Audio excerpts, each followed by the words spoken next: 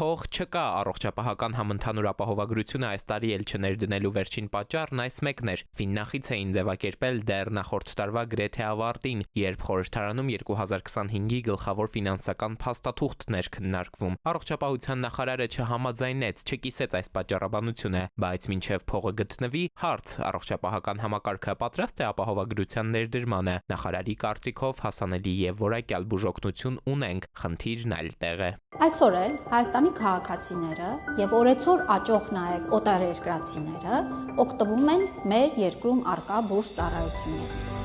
Մեծամասամբ գոհ են մնում, բուժվում են, արդյունք են ունենում, բայց այս ծառայությունների համար վճարում են, երբ որ ստանում են այդ ծառայությունները եւ դրանք շատ ավելի թանկ են նստում մեկ քաղաքացու համար։ Այսինքն պետք է փաստենք, որ բուժ ծառայությունների ծավալը եւ որակը այսօր էլ բավարար է,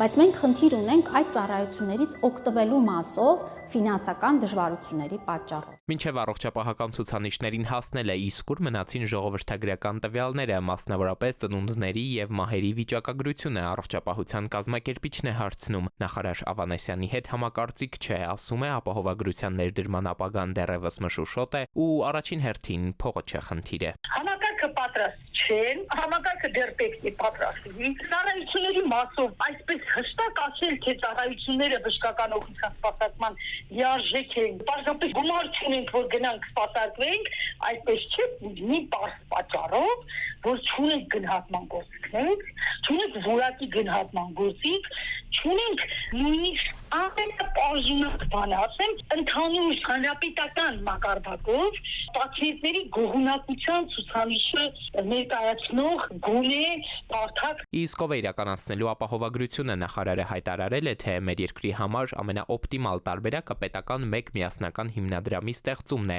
որտեղ ներառված կլինեն սոցիալական բոլոր խմբերը։ Հետևապես ապահովագրական փաթեթի գինը ավելի էժան կլինի։ Փորձագետները տարակուսում են, ինչի նկատմամբ է գինն իջնելու, եթե հիմա պետական փաթեթ գոյություն չունի։ Իդեպ դեռևս քննարկումների փուլում գտնվող համապատասխան նախագծի համաձայն յուրաքանչյուր ամիս նվազագույնը 13700 դրամ ենք վճարելու այս համակարգ, բայց գինը տարեցտարի կարող է բարձրանալ, թանկանալ։ Եթե համակարգը պատրաստ է ապահովագրության, հարց եմ տալիս, ինչու չի անմիջապես սկսում գործընթացը ապահովագրական գործունեության, որը որ նկարագրված է հայեցակարգային փաստաթղթում, այլ դրա փոխարեն նոր միջանկյալ հիմնադրամ է ստեղծվում։ Այնուամենայնիվ չարք-չրկված այս համակարգը երբ կգործարկվի, այս հարցն այդպես էլ պատասխան չի գտնում ու շարունակում է օդում կախված մնալ։ Էդուարդ Պողոսյան, ժամը լրատվական։